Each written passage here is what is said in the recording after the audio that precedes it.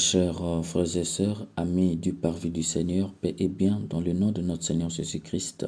Une seule chose je nous propose aujourd'hui pour notre méditation. N'aie pas peur, le Seigneur connaît la vanité des projets de nos ennemis. Dans la première lecture extraite du livre de la Genèse au chapitre 11, le verset 1 à 9, l'auteur sacré nous dit « Toute la terre avait alors la même langue et les mêmes mots. Au cours de leur déplacement du côté de l'Orient, les hommes découvrirent une plaine en Mésopotamie et s'y établirent. » Ici, l'auteur sacré met en juxtaposition le peuple et la langue. En nous disant « toute la terre », il veut nous inviter à mettre l'accent sur l'universalité de tous les hommes. Toute la terre signifie un repeuplement du monde, une montée démographique considérable après le déluge. Le problème est donc au niveau de la langue. Malgré cette montée démographique considérable, le peuple ne voulait pas avoir plusieurs langues. Quel est donc ce peuple? Nous allons y revenir. En nous disant que toute la terre avait alors la même langue et les mêmes mots, il faut entendre par là que les deux termes langue et mot ne sont pas synonymes ni moins parallèles, car il s'agit d'une formation des parties d'un prédicat composé. Il faut comprendre par là que par l'emploi d'une même langue et les mêmes mots, l'auteur sacré exprime l'unité du langage parmi l'humanité, non pas par un seul terme, mais par une combinaison de plusieurs termes exprimant un seul élément qui constitue toute réalité organique. En fait, l'auteur sacré, par la phrase « toute la terre avait alors la même langue et les mêmes mots », nous révèle que l'humanité repeuplée avait une volonté macabre, non seulement d'avoir une seule langue, mais pire, de tuer la polysémie des mots. Un mot est polysémique, il y a le sens propre et le sens figuré. Cela rend difficile la communication. Les hommes de ce temps ont décidé de tuer cette polysémie pour avoir non seulement une seule langue, mais aussi et surtout d'avoir dans chaque mot de leur corpus un seul et unique sens. Nous voyons que leur projet est très macabre. L'auteur sacré poursuit, ils se dirent l'un à l'autre, allons, fabriquons des briques et mettons-les à cuire. Les briques leur servaient de pierre et le bitume de mortier. Ils dirent, allons, bâtissons une ville avec une tour dont le sommet soit dans les cieux. Nous travaillons à notre renommée pour n'être pas dispersés sur toute la terre. L'emploi des briques est à caractère spatial. L'auteur veut nous situer sur le lieu où le peuple était. Les briques étaient une spécialité de plusieurs peuples.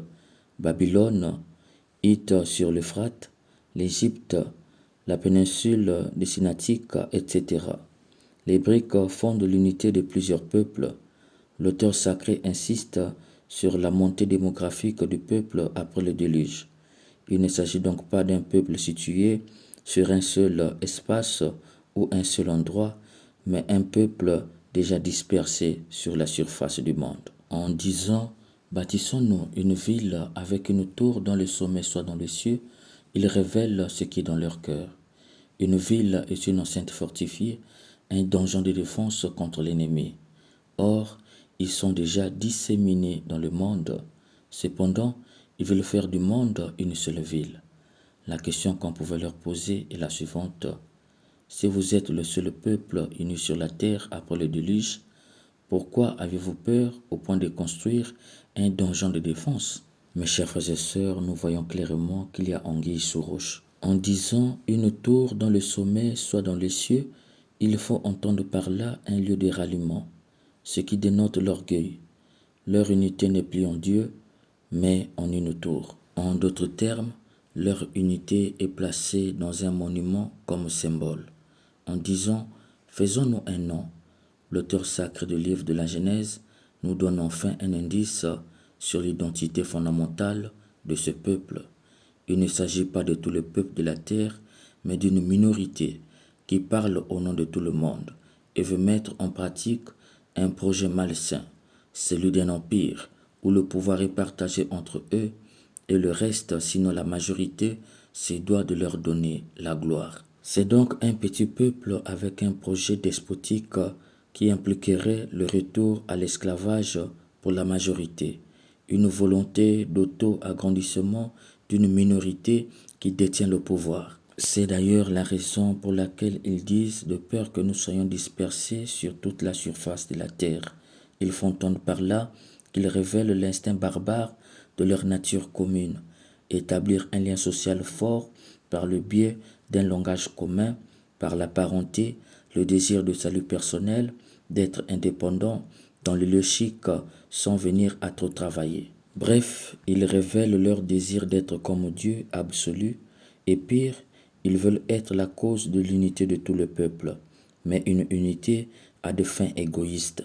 Au demeurant, l'auteur sacré nous révèle un groupe de gens sataniques avec des idées perverses, celle d'avoir un seul langage pour sévrer le peuple, un monument comme signe d'unité, une seule ville comme première puissance pour contrôler le monde et dominer tous les peuples en les rendant esclaves, un groupe méchant qui se veut être des dieux d'un peuple qui ne leur appartient pas. C'est dans ce sens que Dieu est descendu. Il faut entendre par là qu'il est sorti de sa patience.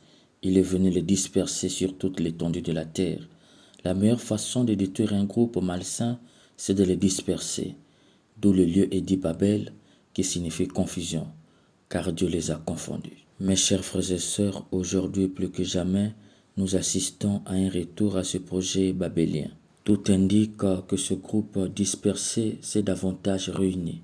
Plus que jamais, nous avons un petit groupe aujourd'hui avec un langage codé, un monument en signe d'unité qui commande le monde en maître. Ces gens vont jusqu'à décider aujourd'hui qui doit vivre et qui doit mourir. Les lobbies pharmaceutiques, les fabrications des armes, nous le savons, sont gérés par des gens extrêmement puissants. Les chefs d'État travaillent pour eux. Ils ont des ministres, l'économie, FMI, la santé, OMS, affaires communes, ONU. Quiconque n'est pas avec eux est déclaré ennemi. Ils sont capables de créer des guerres, de provoquer des cataclysmes, des pandémies. Ils font des essais cliniques sur des gens par imposition.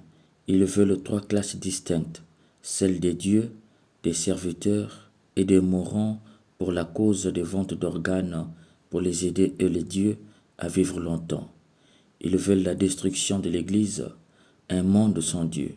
Ils veulent même provoquer une fin du monde fictive par les projets rayons bleus en vue de faire asseoir leur domination.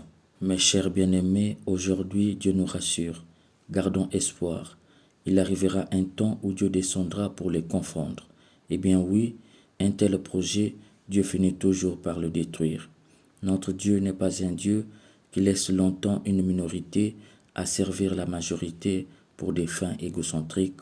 Ne perdons pas espoir face à la cruauté des ennemis de ce monde. Ce monde appartient à Dieu et c'est toujours lui qui aura le dernier mot. Nos ennemis seront toujours confondus. Certes, ils écrasent, humilient, massacrent et assassinent tous ceux qui s'opposent à eux. Ils vont jusqu'à dire « Le Seigneur Dieu n'y voit rien, il n'existe pas. » Gens stupides entre tous, ils vont savoir un jour, esprits bornés, ils comprendront un jour que ce monde appartient à Dieu. Comme dit l'auteur sacré du psaume 94 au verset 9, « Celui qui a planté l'oreille ne peut-il pas entendre? Celui qui a façonné l'œil ne peut-il pas regarder? Il a corrigé des nations, ne peut-il pas punir? Lui qui a donné à l'homme la connaissance, le Seigneur connaît la vanité des projets des hommes. Il n'est pas complice de leur trône criminel qui crée la misère et le mépris dans le monde. Un jour, il mettra devant eux leurs crimes, de sorte qu'ils soient anéantis par leur propre méchanceté. Car le Seigneur ne délaisse pas son peuple, jamais il n'abandonne son patrimoine.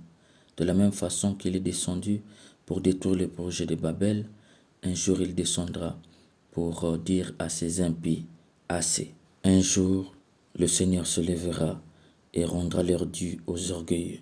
Demandons à l'Esprit Saint la force de tenir bon, de ne pas plomber dans la foi et l'espérance. Ce monde a un propriétaire, son propriétaire c'est Dieu. que mille soucis nous envahissent face à la cruauté du monde, demandons à l'Esprit Saint la force et le réconfort pour tenir bon dans la foi et l'espérance. Amen. Qui donc est Dieu pour se livrer perdant?